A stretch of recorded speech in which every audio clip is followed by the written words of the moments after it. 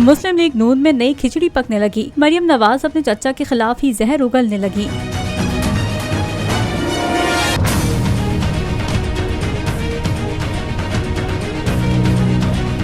कुछ दिन पहले मरियम नवाज ने कहा, इस हुकूमत से कोई ताल्लुक नहीं, बल्कि ये हुकूमत ही नून लीग की नहीं। और अब साहिवाल में मरियम नवाज ने अपने चचा की हुकूमत पर तनकीद के निश्तर चलाए और अवाम को नवाज शरीफ का दौर हुकूमत याद दिलाया। उन्होंने कहा कि आपको उस नवाज शरीफ का सलाम जिसके दौर में रोटी 2 रुपए की मिलती थी। आपको उस नवाज शरीफ का सलाम जिसके दौर में रोटी 2 रुपए की मिलती थी। मरियम नवाज ने मजीद कहा कि नवाज शरीफ के बाद से ना महंगाई, ना मईशत, ना रुपया और ना ही पाकिस्तान संभल रहा है। इंतखाबात जरूर होंगे, लेकिन पहले तराजू के दोनों पलड़े बराबर किए जाएंगे। पहले नवाज शरीफ के साथ होने वाली नाइंसाफियों का अजाला होगा। इलेक्शन होगा और इंशाअल्लाह ताला जरूर होगा, लेकिन पहले इंसाफ होगा।